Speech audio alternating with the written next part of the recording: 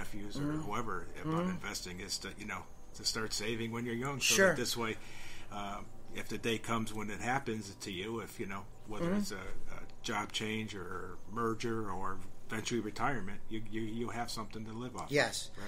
Now, I know one of your coworkers, and you may not even know this, was a few years younger than you, but was not financially secure, far from it. Mm-hmm. And that episode that you all went through was unbelievably stressful for him and for his family.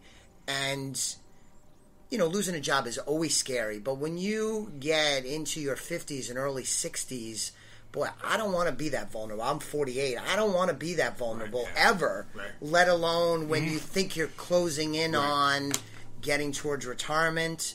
And I remember going into that office with a lot of craziness going on and a lot of fear going on. And you were one of the coolest, most chill people in the whole organization. Well, yeah. You have to keep level-minded too, when stuff like that, and trying to keep your composure, and no matter what's being dealt to you, you just try to work through it. And like I said, with the changes, there's a lot of employees there that came up and looked for advice from me. Sure. And I try to give them not so much advice, but told them what I did in my life, and what I'm doing now, and what I would do in the future, and hopefully that helps them along with their struggles that they might be having. But it's notable that you're very humble when it comes to that stuff. You're successful. You've made lots of good decisions. You've also educated yourself. I wouldn't say that you're immersed in, the deep, dark recesses of investments and stuff like that. But you know your stuff. But you don't go around in, a braggadocious way, or like, hey, let me tell you what you ought to do. If people come to you, you'll be very open. Yeah, I'll be open with them. Yeah. But you're not a bull in a china shop. No, not at all. Yeah. Right. So you mentioned kind of, what did you say, keep your cool or keep your composure. Right. So one of the things as we kind of move towards the end of this interview is that from investing, you have a good knack of doing what the books and textbooks say you ought to do, which is to have a long-term perspective and to be unemotional. And we've had conversations over the years when the market was doing very bad and when the market was doing very well, and everything in between, but you always keep your composure. Right. Very unemotional, and I imagine that served you very well in building wealth and capturing good long-term investment returns. Where does that come from? That's a good... again, it's just something that...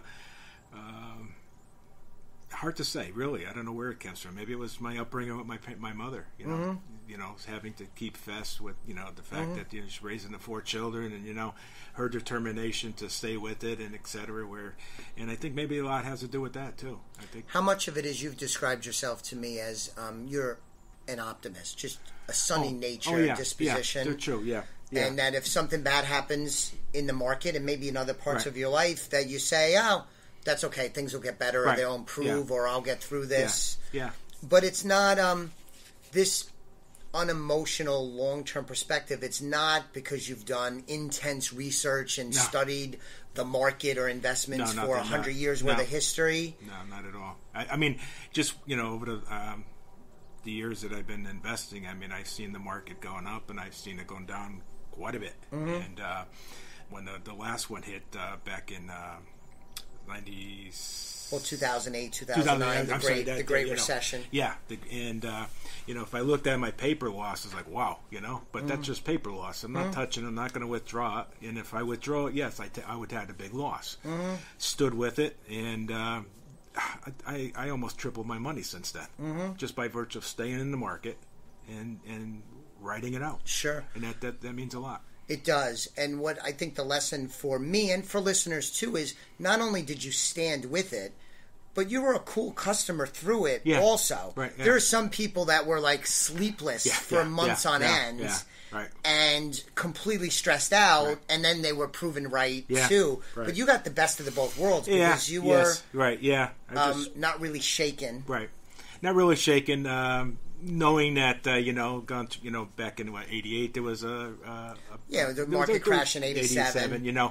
So I rode through that too, and knowing that and the tech wreck in 2000, and the sell off after September 11, 2001 attacks. So there's lots of episodes. There's a lot of episodes, and that like I said, so you came through that, and you're going to come through something else, and something else is going to come down the road eventually too, and just got to stay with it and be optimistic that it's going to be fine. So the final question I have, and if you've been listening, I kind of have a feeling I know what the answer is, but I want to ask anyway. What advice would you give to a college graduate or somebody that's early in their career about money and building wealth? What would your advice be? Well, like I said, pay yourself, but start investing as soon as you can. If you're working for a company that participates in a 401, do it. I don't care if they don't even match your money. Just put that money aside, because that means so much. And I think that an individual just starting off, get diversified, in this stuff. Of course, when you're first getting into the business as far as investing in that, you won't have a lot of money, but as you build your wealth, get diversified in different programs, different means of the market, so that this way you'll be able to ride through the storms when they do hit. Beautiful. Very well said. I know this has been in the works for a while. I'm so glad we finally did it. It was great. I appreciate you sharing with me and the listeners, so thanks very much. Thanks, Chris. Appreciate it. The views expressed are not necessarily the opinion of SagePoint Financial Incorporated and should not be construed directly or indirectly as an offer to buy or sell any securities mentioned herein. Investing is subject to risks, including loss of principal invested. Past performance is not a guarantee of future results.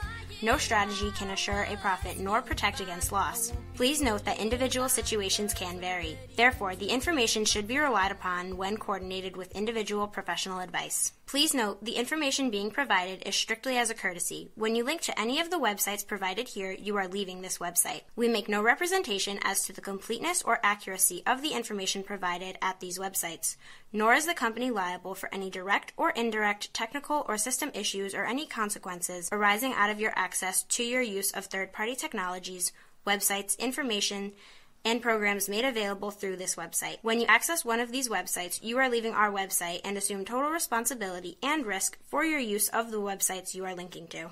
Securities and advisory services are offered through SagePoint Financial Incorporated, member FINRA SIPC. Insurance services offered through Elliott Wealth Management, LLC, not affiliated with SagePoint Financial. Simply Financial is part of the Exvadio Podcast Network. You can find Exvadio podcasts at exvadio.com/podcast, the Apple Podcasts app, iTunes Store, iHeartRadio app, Spotify, Stitcher, and wherever you find podcasts. So join us and stay informed and entertained.